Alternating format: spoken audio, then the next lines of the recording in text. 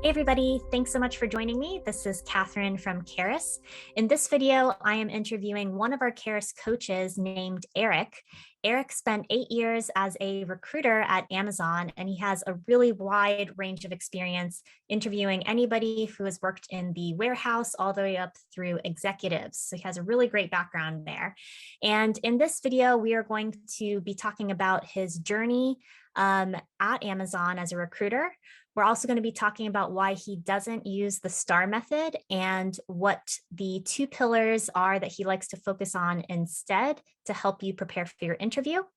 And we're also going to be talking about the one thing that you want to keep in mind when you're prepping for your interview and how you can improve your interview skills. So let's go ahead and get started. Okay, so Eric, thanks so much for joining us. So you have been a recruiter for at least the past 10 years, 8 of which you have spent at Amazon, and right now you're at DocuSign. So can you tell us a little bit about your personal journey? How did you get into recruiting? And also how did you end up in Amazon? Tell us a little bit about that. Sure. Yeah. So I don't think anyone goes to college and says, I want to be a recruiter when I grow up, or when they're little, say, I want to be a recruiter when I grow up. So it didn't happen like I majored in recruiting and I got into the role. I actually was interning at an athletic department at the University of Alabama for the football team. And I had a friend who was working in player personnel. Funny enough, he actually works for the New Orleans Saints now in their scouting department. So he's kind of in recruiting. But he had a role with this company called Tech Systems, which is a very large technical staffing firm. And he said, I have a role for you. I think you'd be perfect for it. I think you'd be really good. And I was actually enrolling to get my MBA.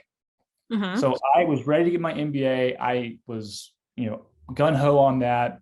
And then he said, just come talk to the director of staffing. I said, okay, sure.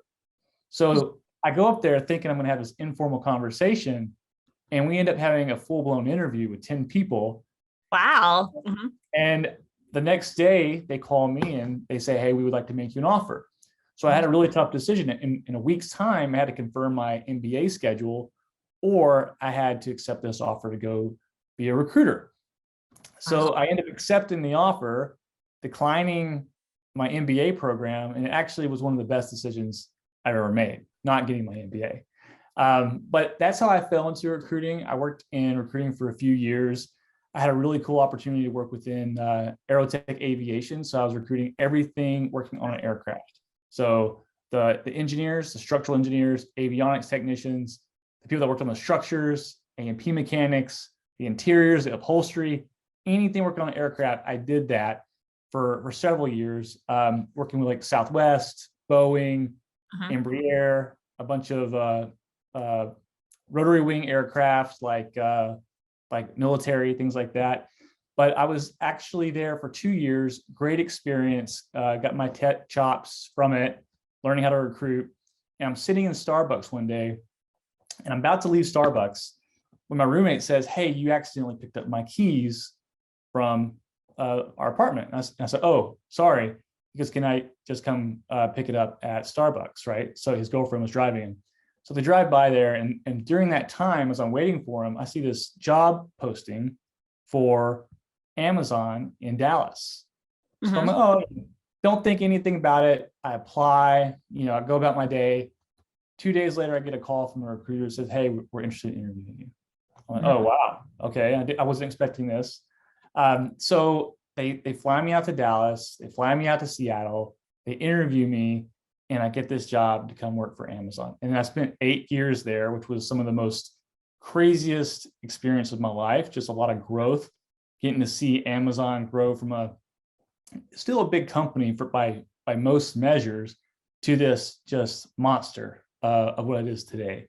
And I had an opportunity to start by staffing fulfillment centers, and I eventually moved into white collar recruiting.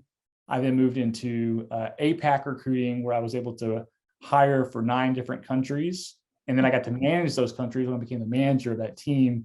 And then I got to do executive level recruiting for a while, which was really interesting, getting to see that side of the space. And now I'm at DocuSign. So that's my journey. I know that was a long answer to your short question, but I'm very glad that I did it. And I can only imagine what would have happened in my life if I had selected confirm on that MBA class versus taking this job. So, but I love recruiting and I love helping people.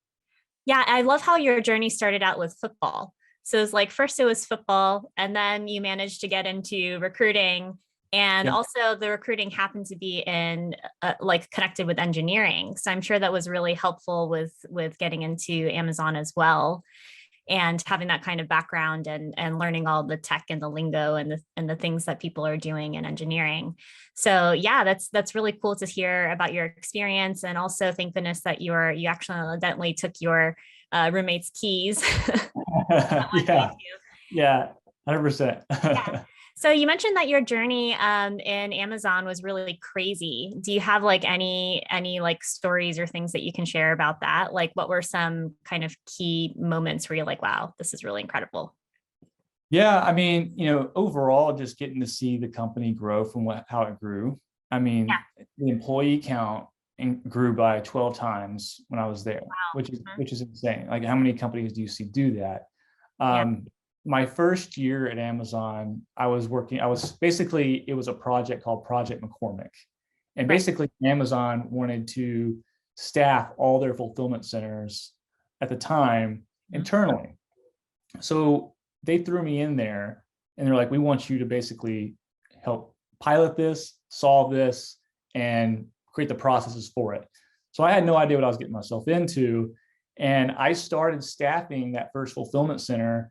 I had all the orientations. I was managing their attendance reports. I was managing attritions, terminations, all of that. So I was doing HR, recruiting, all of that combined, and I hadn't really done HR before. It was so scrappy at the time that I was imaging laptops for the orientation, and I had never imaged laptops before. I'm a recruiter. Come on, I'm not an IT person, right? But that was wild, and I worked every single day that first November because there's a saying in Amazon that Amazon is basically Santa Claus nowadays, right? So like they deliver presents for Christmas. But I got an opportunity to work within that environment, and that was crazy to just as a start. The next thing was, I guess the next point would be when I was doing the APAC launch, right? I was launching the Singapore hiring and Australia hiring for Amazon, and they had never done it before. So those processes that we were trying to work with, we had never done it before. Amazon had never done that before. So a lot of that was me on my own trying to figure out, how do we do immigration, right? How do we do the immigration process within Singapore, for example, right? I had no idea what the employment pass was or visas or any of that. And then I had to figure out Australia, right? Like just like learning Australia's landscape. And then Japan, I mean, as you know, Japan's recruiting is very interesting, right? It's very different, just the landscape of how Japan employs people for a very long time. They give them lifelong contracts, working with agencies and things like that. So it was just a lot of figuring things out in a very short amount of time with high pressure and tight deadlines and managing a team. And all of that was, it was interesting, but we delivered on it. And it's one of the most proudest things I can say I've ever done in my life. And then getting to come over to that side of the world for the first time. I had never been to Asia. I'd never been in Tokyo. I'd never been in Singapore, Australia, India, Vietnam, all those places. And getting to go there, meet the people, learn the culture, and then at the same time try to take what I was really good and successful at, US, and then take that and try to basically copy and clone that in Asia, and learning, okay, I'm going to have to twist some things here. I can't just go about the normal way of I've been successful in the US. So I would say that was some of the more creative and interesting experiences. And then, of course, when you're doing executive recruiting, that's a whole different level. Executive recruiting, you're dealing with people who are making millions of dollars per year, and making those kind of offers, those 7-figure offers to people who, honestly, some of them who scoff at your offer. You're like, well, we can do this, right?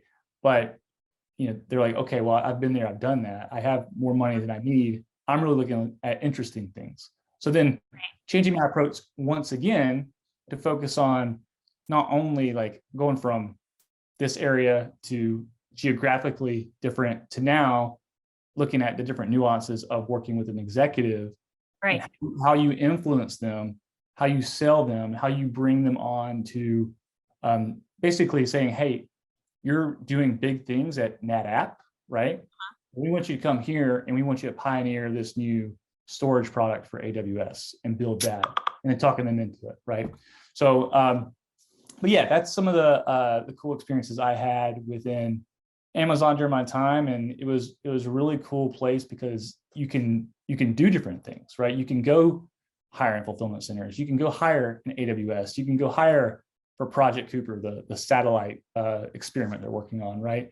You can do all those really interesting and cool things, and I'm very thankful for my time there, and it gave me a great opportunity to launch my career to where I'm at currently with DocuSign. And I thank Amazon for everything they did for me. But at the end of the day, it was time for me to move on to something different, take on a new challenge. Yeah, absolutely. So I loved how you said how essentially the hiring process has been different depending on the role and also the location of which you're hiring people. But would you say, like, when it comes to the actual like interview content itself, have you also had to like shift your mindset depending on who you're interviewing? Like, what about the interview process? Yeah, that's a good question. I would say no, for the most part, right? But at the end of the day, you're trying to tell a story, right? In the interview process, I was fortunate. I was a bar raiser at Amazon, and if you don't know what a bar raiser at Amazon is, basically they are they're the big authority on hiring at Amazon, and they can veto anyone who's on a loop with them, right? It doesn't matter if they're a VP or whatever. But through bar raising, I learned that it's all about storytelling, right? You can have somebody who is far more qualified than someone else, but if they can't tell a cohesive story and they can't articulate what they've done and how they've delivered and how they've created impact and who they've influenced and how they've influenced and what do they influence them with, right? Then you're not going to get the role. You're just not, because you don't have, you're not giving that person in front of you. Because let's take a step back. What is interviewing, right? What is behavioral interviewing? You're taking past examples, you're putting them under a microscope, and you're saying, if I drop this at the future of this company, will these examples make an impact here, right? And Amazon specifically, Amazon has a specific way of looking at things where they don't want to hire the best person for the job. They just don't want to hire the wrong person for the job, right? So it's a risk mitigation process. So to your question, right, it's something that's universal across all interviewing is that storytelling ability, and that ability to show stories where you are solving big problems with your solutions and showing your contributions with those solutions and how you make an impact.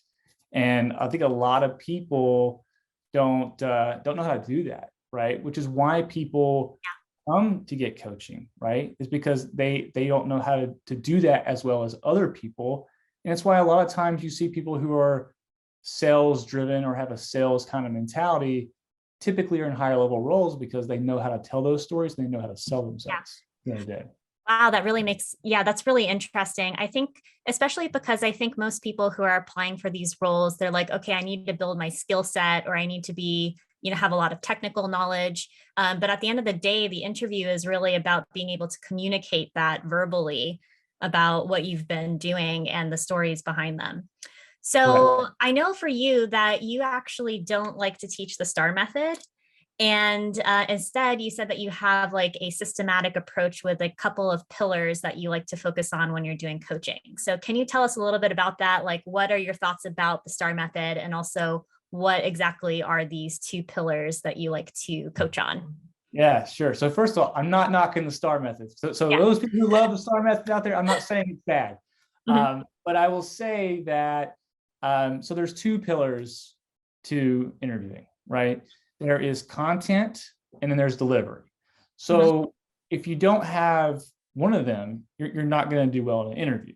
So the content piece, right? Is your example big enough? Is the content big enough? If you're giving a small scope example where you're not, I mean, you could be doing something very transactional, something that's day-to-day responsibility, then it doesn't matter how good of a communicator or how good of a delivery you give that, you're not going to get the job. Your examples have to be big enough. They have to be at that level. Otherwise, you're not going to get the job, because you're not giving them a reason to hire you, because your problems aren't big enough, right? Yeah, so it's more like there needs to be some substance beyond just doing simple day-to-day tasks. Like, right, exactly.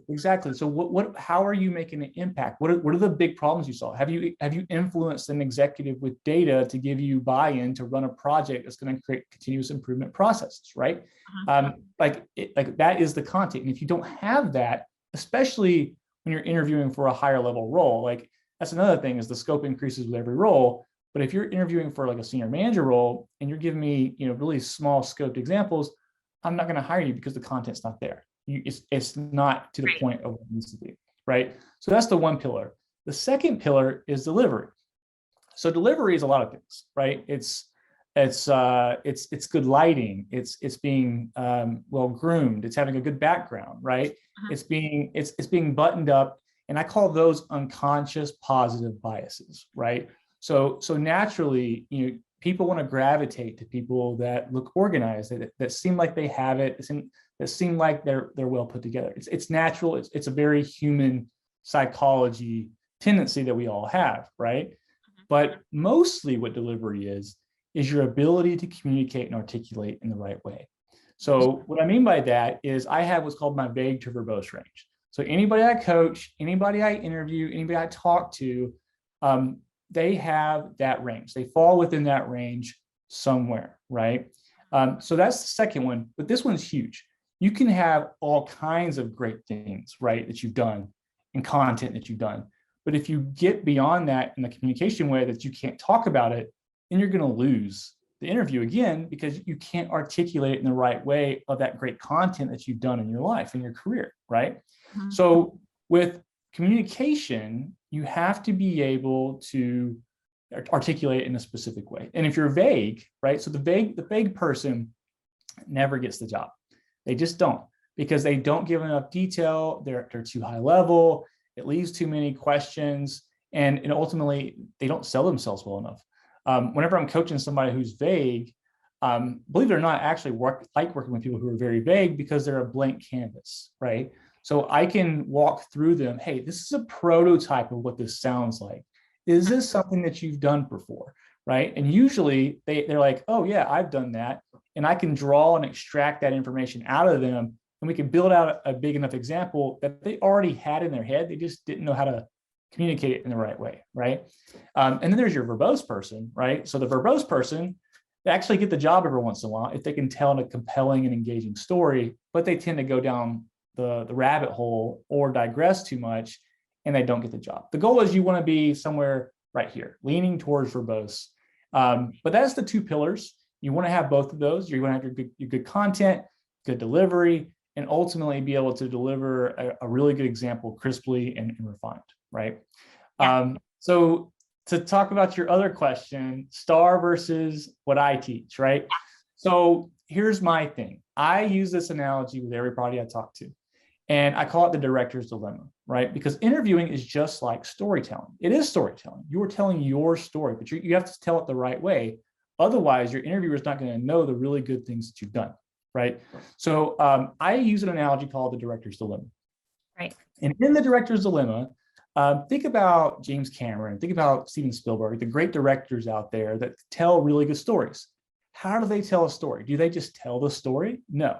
What they do is they work from the audience based on how they feel, right, and tell the story based on how that person feels. If it's a comedy, you feel laughter. If it's a thriller, you feel anxiety, right? An interview, we want them to feel like hiring us, right? So how do we do that?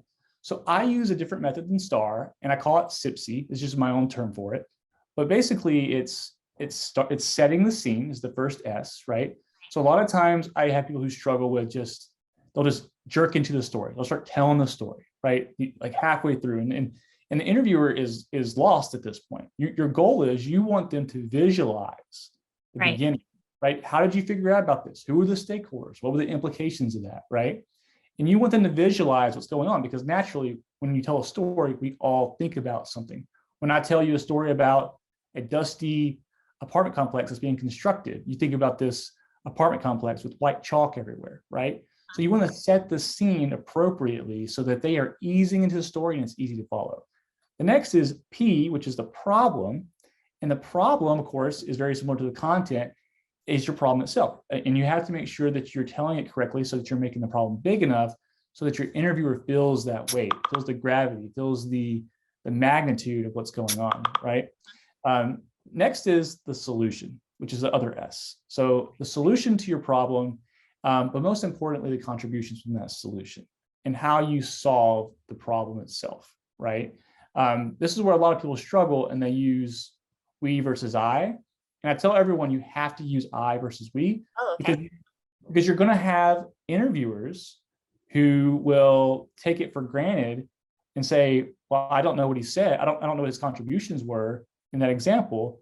And if they're inexperienced, they won't dig deeper and ask what those contributions were, right? Yeah. So lastly is impact, right? And that's the I. Like what did this lead to? What did this impact? What did this do? And how did this create? Did you take a process from 6 steps to 1 step? Did you increase revenue? Did you increase profit? Did you decrease risk? All of that. So that's SIPC. That's what I teach. I think STAR's fine. If you want to use STAR, it's great. But I think the way that I do it, it makes people think bigger about problems you're solving versus just like a daily task that's transactional. And this makes your example transformational versus transactional. You know, some of the things that you were saying, it really reminds me of this woman I was talking to who is a TEDx coach. And, you know, TEDx, when you're standing on the stage, it's all about the storytelling and how you're engaging the listener and the viewer. And she was mentioning that there's different audience types. So some people like to hear the story, like they like to visualize themselves in the scenario with you. Then there's other people who really prefer data. So they want to have like hard information, exact numbers that they can work with. And then you have some people who like the Q&A. So they're going at their own pace and they want to ask more questions. And so I just felt like, you know, hearing about different types of audience preferences as well. It sounds like a lot of the things that you cover in your method also make sure that they're addressing different types of interviewers as well. Yes, absolutely. Absolutely. Yeah, you're right. That's a good, I'd be interested to see that too, as well, that TEDx talk. Yeah, exactly. So do you have any examples for us about maybe like someone who you've interviewed where you're like, oh gosh, I can tell that this person is like a really good fit for the role, but they're just not, you know, they're not passing this interview. They're not sharing with me the things that I need to hear in order to score them a certain way. Can you share with us a little bit about that? Yeah, definitely. And I can actually think of one off the top of my head. So a lot of times the people who interview for the role and don't get it are actually by far and large the most qualified. If they were in the role, they would probably do very well. They'd probably be very successful. The issue is that they don't tell it correctly. They don't tell their story correctly. They don't tell the example correctly. So I had someone back when I was bar raising, they were just incredibly qualified. They had a PhD, they had patents, they had, you know, written textbooks about this topic, and it was on psychological assessments. So Amazon was trying to hire at the time a person for psychological assessments. Mm-hmm. And the person came in and he interviewed, and the examples he gave were just, it was, he didn't describe the impact of what he was doing well enough. Mm-hmm. And he didn't talk about the problem of what he was doing and how he was overcoming those problems well enough. And ultimately the group decided to pass. And I remember painstakingly looking at the guy's resume and thinking about the conversation I had and thinking, because like at the time I was like, I was the person who was facilitating the loop. Right. And I'm thinking to myself, this guy would probably come here. He would probably be an amazing person for this role, for this position, and he would probably be really good. And he'd probably grow his career and have a great career here at the company. But he just didn't articulate his story the right way.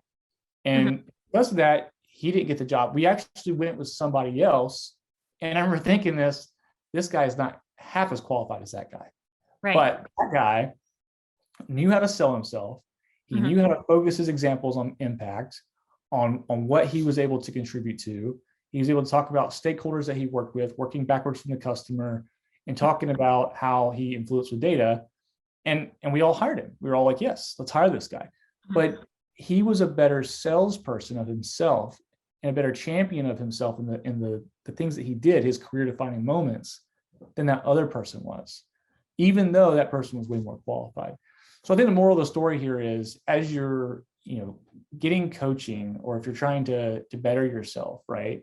Focus on those things. Focus on how you can articulate and sell yourself, right? A lot of times we don't realize how good we are at our own profession, right? We're all really good at our own professions, right? That's true. But we don't know how to express it and articulate it in the right way. So I would say, if you're watching this, if you're having difficulty doing so, and you know that you're good at your job, I would hire a coach, because we can absolutely help you out with that. Yeah, I also think that I've also noticed that some people feel like some of the things that they're doing are easy because they're part of their work and their everyday tasks. And so if it's easy, it's not worth mentioning, or if it's easy, they kind of brush it off. But sometimes what might be easy to that person is something that is very challenging or very difficult, or a skill set that other people don't have. So trying to also just recognize all the things that they're doing that might come second nature to them as being like really big strengths. That's also super important too. Yeah, absolutely. I mean, and that's, I can actually think of something recently with my current team. The seasoned veteran people on the team don't know to teach the brand new people on the team certain things, because like you said, they think of what they're doing as second nature, and they're used to it, even though what they're doing is very difficult to learn. So what I usually do is, if I have somebody who just learned all that stuff and is just ramped up, I have them teach the new people, because they just learned it and they knew, like, hey, this is really difficult, you need to learn this. Whereas the veteran people will kind of be like, oh, I've done this 1,000 times. They don't really need to know the specifics of that, when the reality is they do, right? Yeah, I do, absolutely. So have you ever interviewed people more than once? So maybe they failed an interview and you gave them some feedback and, they were able to make adjustments? Or do you feel like people maybe just give up too easily? I would say, are you talking about like mock interviews, or talking about just like in general, like interviewing? Maybe just in general, but like in a real live interview for positions. Yeah, I never interviewed anyone twice. Usually if I interview somebody and they don't get it, then I don't interview them again. But I've definitely interviewed with people, obviously in mock interviews and coaching sessions. And I will say that especially for me, if I'm working with somebody and I interview them and I give them really candid, direct feedback, respectful, of course, but candid feedback, right? To care about them getting better, then the second time and the third time, they get better and better. Like it's almost like a benchmark for them to say, I want to be better than that first time. So I have them say the first time, and if I have really tough feedback, I'll give it to them. And then the second time, it's like completely different. Second example was just way better. And then the third example, even better than that one. So I would say, to your question, right? I would say that if you are interviewing and you're practicing, don't wing it. That's one of the most worst things you can do. Practice several times, because the more times you practice it, the better you'll get. Absolutely. Well, Eric, thanks so much for being on this today and letting us hear some of your thoughts. I know that there's so many little tidbits and nuggets that we have heard from you today. So really appreciate it. Thanks for being here. No, thank you. I appreciate the time. Thanks so much for listening. If you want to get in touch with Eric, you can do so by going over to our website, which is keris.io. We have the link right below this video, and feel free to schedule a 15-minute free chat with him. Also, make sure that you like and subscribe, and we look forward to seeing you in the next video.